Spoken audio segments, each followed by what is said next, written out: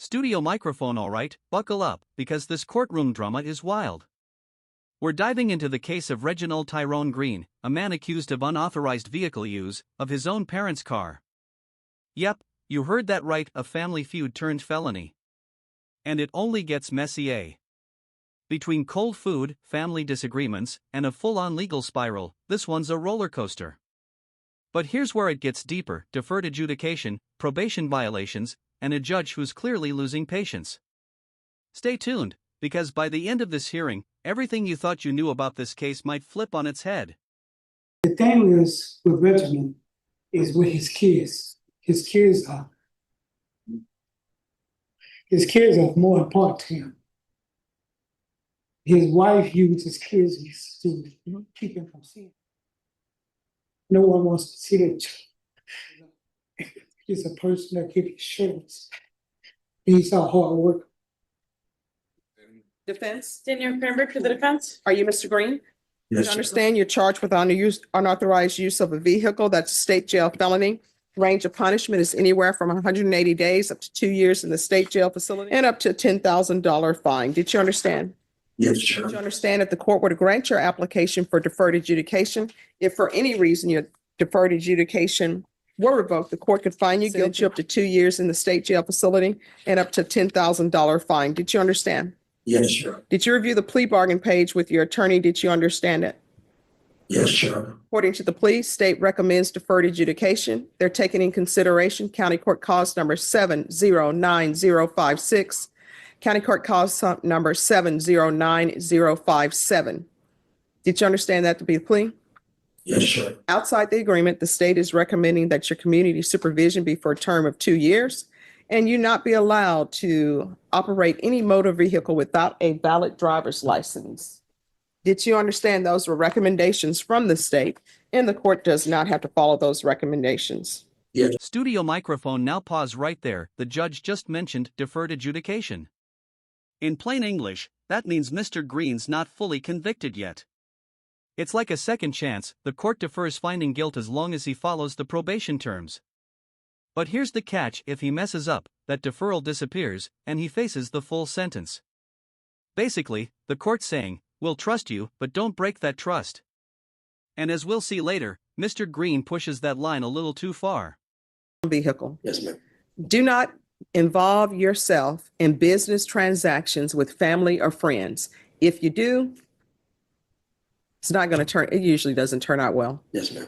Do you have a driver's license? Yes, ma'am.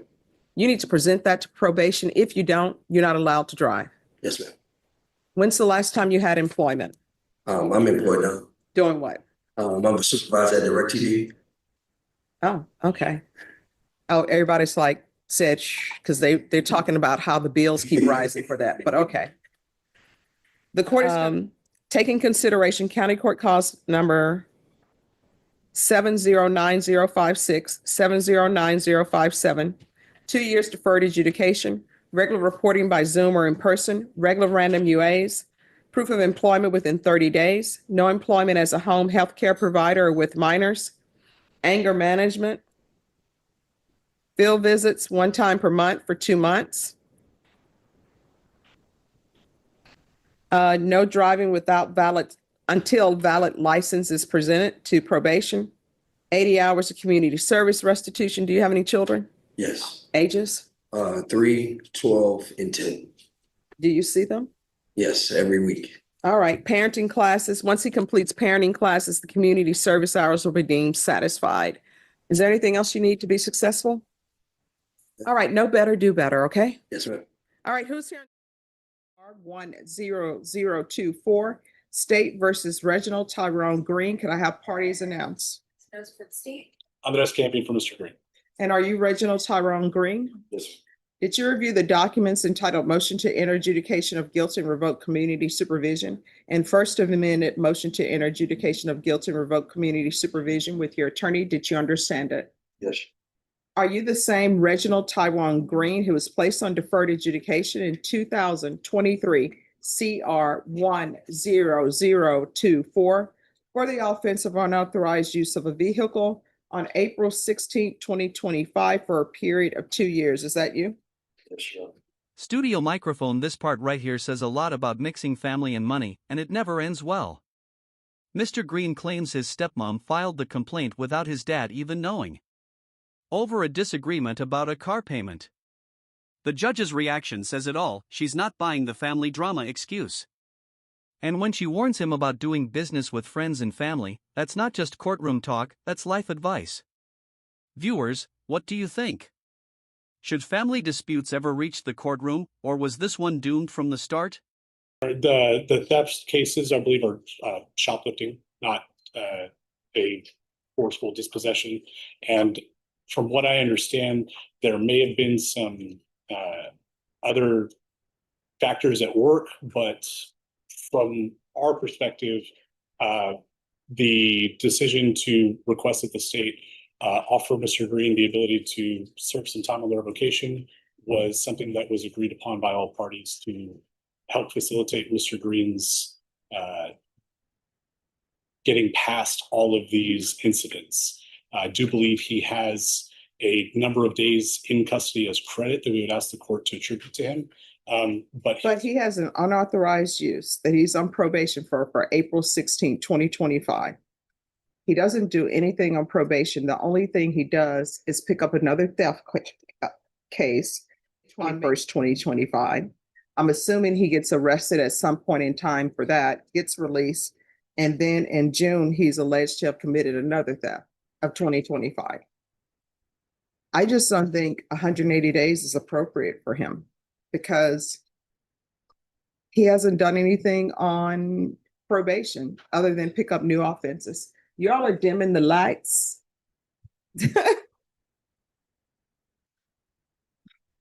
All right, so this is what the court is going to do. The court is finding you guilty, finding, as previously stated, found violation of condition number 1 true. The court is revoking. The court is taking in consideration 2025 CC 007955. The court will sentence you to 14 months in the state jail facility, give you credit for any time served, and the court will request the therapeutic community. Your Honor, if the court would entertain a little bit of testimony as to the underlying, if that might Sure. have the court can reconsider in its assessment. We would like to call Reginald Green, Senior. to Mr. Green, testify. come here. You're back against. Do you solemnly swear or affirm the testimony you give will be the truth and nothing but the truth, so help you God? Nothing but the truth. All right, you can lower your hand, state your name for the record. Reginald Green. All right, yes. Mr. Green, who are you in relation to Reginald Tyrone Green? That's my son. Okay, and are you familiar with the underlying charges of the unauthorized use of a motor vehicle? Yes, that was our vehicle that we gave to him. He was going through a breakdown at the time. He brought the car to get the what's called miles to get some work done on it. It came up to be $1,000-some. With his breakdown, he just Studio microphone. Fast forward, and we're back in court and things have gone south. Remember that deferred adjudication? Yeah, he blew it. Mr. Green violated his probation with another theft charge. That's condition number 1, no new crimes. Once you plead true to a violation like that, it's game over. The judge can now officially find you guilty and send you to state jail. And the fact that the defense admits he hasn't completed anything on probation, that's a huge red flag. This is where the judge's patience starts to crumble.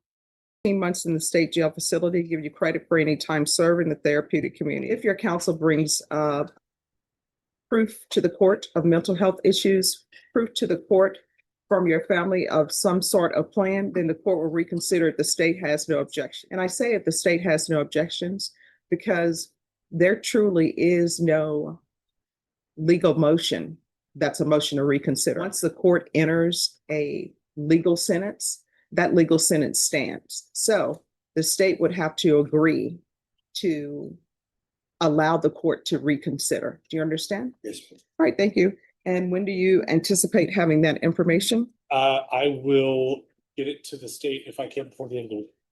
All right, then you need to speak with Ms. Ferguson about putting it on the docket for a motion to reconsider. Yes, Your Honor. Thank very you. much.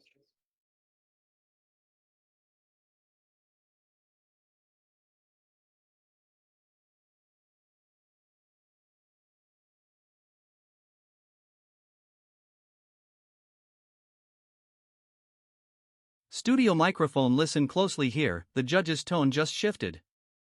She's connecting the dots, unauthorized use, now theft, same pattern. She's not seeing rehabilitation, she's seeing repetition. And when she says 180 days isn't enough, that's her signaling a harsher sentence ahead. Meanwhile, the defense scrambles to humanize Mr. Green, mental health, family support, and good intentions, but the law doesn't run on sympathy alone. This is where real courtroom tension hits: law versus empathy, justice versus mercy. Studio microphone, this moment is heartbreaking. Mr. Green's father takes the stand, explaining how everything spiraled from his son's mental breakdown and family struggles. You can hear the pain in his voice, and for a second, even the judge softens. But legally, her hands are tied.